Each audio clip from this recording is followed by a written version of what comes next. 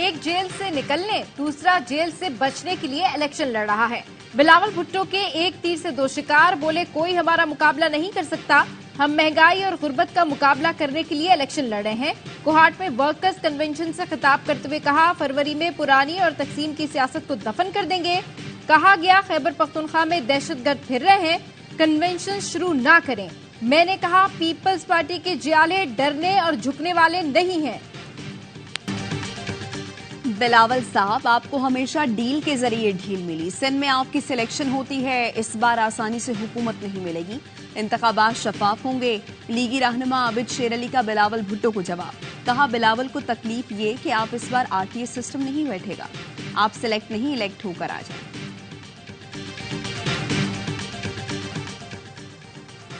हमारी लीडरशिप कभी मुल्क छोड़कर नहीं भागी, अवाम में रही, अपोजिशन में बैठने को तरजीह दी, कभी लाटले बने ना सिलेक्ट होकर आए।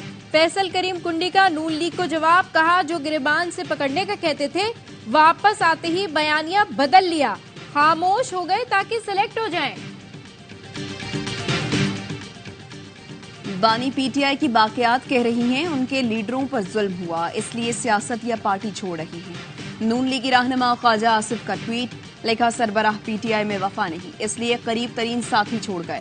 अंधे इंतकाम का निशाना बने, फिर भी 4 साल में नवाज शरीफ का एक भी एमएनए या एमपीए नहीं टूटा। और इसराइल की गजा में दहशतगर्दी, 24 घंटे में मजीद 300 फलस्तीनी शहीद कर दिए। शहीद फलस्तीनियों की तादाद 18,000 तक पहुंच गई। करप्शन के मुकदमे में फवाद चौधरी का एक रोजा जिस्मानी रिमांड मंजूर। फवाद चौधरी को इस्लामाबाद में जुडिशल मजिस्ट्रेट के सामने पेश किया गया। फवाद चौधरी कहते हैं, जाली केसेस भुगत रहा हूं, ये खत्म होगा तो कोई दूसरा केस बना देंगे।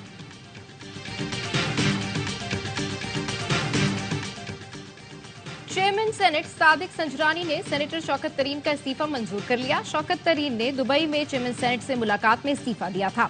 शौकत तरीन ने तहरीक इंसाफ, सियासत और सेनेटरशिप छोड़ने का ऐलान किया था।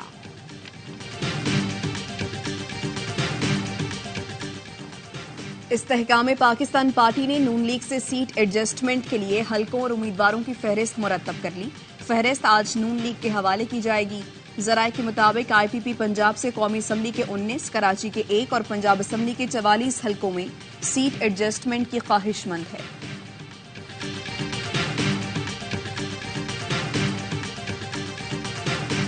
पाक पतन, जिला इंतजामिया का खाद की जखीरा अंदोजी के खिलाफ एक्शन।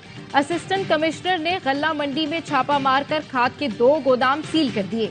नईम बशीर के मुताबिक गोदामों से किसानों को खाद ब्लैक में फरोख्त की जा रही थी। अर्शी हाइट्स के मकीन मदद के मुंतजिर, रिहाइश की इजाजत तो मिल गई, लेकिन फ्लैट्स रिहाइश के काबिल नहीं, सब कुछ जलकर राख हो गया। मकीन कहते हैं, हमारे फ्लैट मुकम्मल जल गए, सड़क पर आ गए, सब ने दौरा तो किया मगर किसी ने इकदाम नहीं किए। फ्लैट की बहाली और मुरम्मत में मदद की जाए। कराची में इजरायली जाहरियत के खिलाफ व्हाइट कोट मार्च, डॉक्टर्स और पैरामेडिक्स की बड़ी तादाद शरीक। फलस्तीनियों से इजहार यकजहती के लिए डॉक्टर्स ने मखसूस फलस्तीनी रुमाल भी पहने।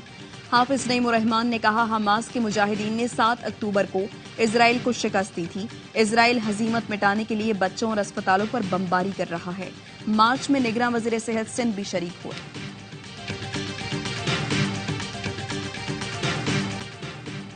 सरकारी स्कीम के तहत हज दरखास्तें आज भी नामजद बैंकों में जमा कराई जा सकती हैं। गुज़श्ता रोज तक मुल्क भर में 28,800 हज दरखास्तें मौसूल हुई, जिनमें से 1,550 दरखास्तें स्पॉन्सरशिप के तहत थीं। रवां साल हज दरखास्तों की वसूली में कमी देखी जा रही है। 12 दिसंबर की मुकर्ररा तारीख तक हज दरखास्तें मौसूल न हुई तो कोटा सऊदी अरब को वापस कर दिया जाएगा।